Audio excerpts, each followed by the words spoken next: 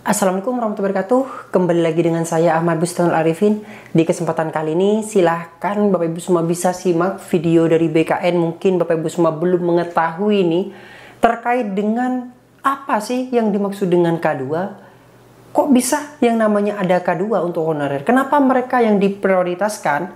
Nah, Bapak Ibu semua bisa lihat nantinya, dicek seperti apa, siapa saja yang akan diangkat menjadi P3K di tahun 2024 ini. Namun sebelum kita ke informasi, coba absen terlebih dahulu dari kabupaten kota mana saja Bapak Ibu semua berasal di kolom komentar. Contoh saja Surabaya hadir mas, Bandung hadir mas, Jakarta hadir mas, dan kota-kota lain di seluruh Indonesia. Coba komentar biar kita mengetahui dari kabupaten mana saja sih yang menonton video ini. Dan Bapak Ibu semua perlu diketahui, perlu disimak dengan baik agar Bapak Ibu semua tidak ada pertanyaan lagi. Saya masuk tenaga non-ASN yang mana? Apakah saya masuk di honorer K2? Silahkan disimak videonya berikut ini. Nah, tadi Pak Deputi sudah menjelaskan juga terkait kategori honorer dan non-ASN ya Pak? Ya. Nah, apakah memang dua hal ini merupakan dua kriteria yang berbeda Pak? Jadi honorer itu honorer, non-ASN itu non-ASN. Betul. Nah, dan apakah bisa dibilang semua pekerja yang bekerja di instansi pemerintah itu dapat di luar PNS dapat dikelompokkan dalam dua kategori ini Pak? Apa tersendiri lagi dia? Jadi nomenklatur atau istilah itu kita mengacu pada aturan atau kebijakan yang dituangkan oleh Kementerian PAN-RB tadi sudah saya sampaikan.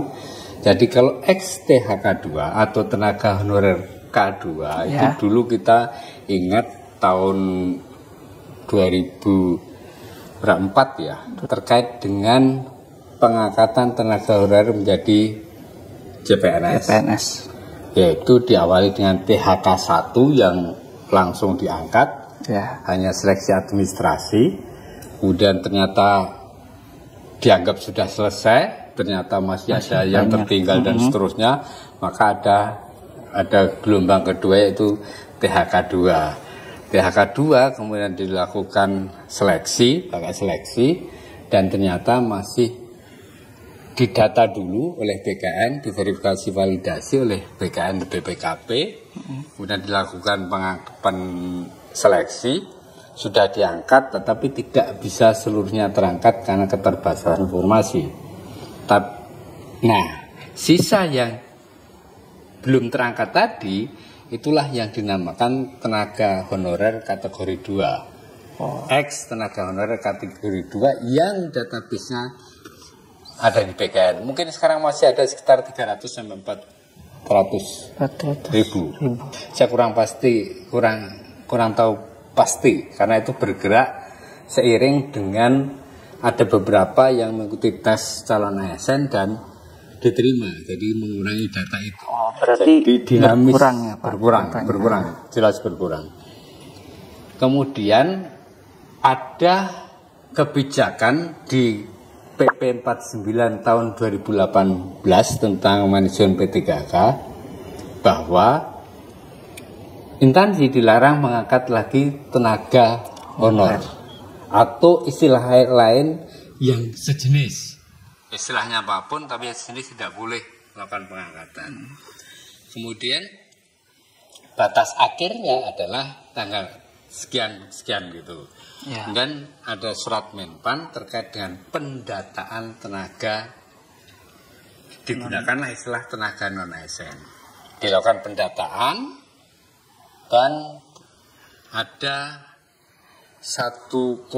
tadinya 1,7, sekarang mungkin tersisa 1,3 di database BKN. Oke, dan itu melalui verifikasi validasi dari BKN dan BPKP. Tetapi di luar itu masih banyak bukan PNS, bukan P3K, bukan tenaga yang masuk database BKN, bukan ex tenaga honorer yang betul-betul bertugas. Misal sopir, cleaning service, dan sebagainya yang memang tidak masuk kategori dalam pendataan tenaga honorer ASN.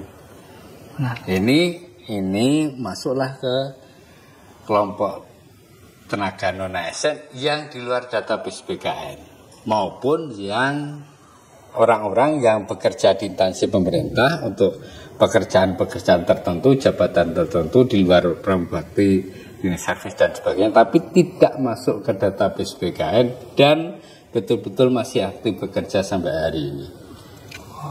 Nah, itu tenaga non ASN yang non database. Non database ya. Nah, berarti tadi kita masuk ke data non ASN yang tidak masuk database, Pak. Betul.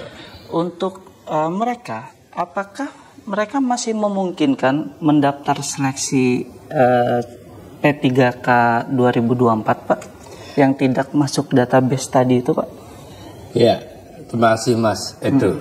Jadi sobat BKN, bagi teman-teman atau sobat-sobat yang tidak masuk dalam database tenaga non BKN, masih ada peluang untuk mengikuti seleksi P3K tahun 2024 ini.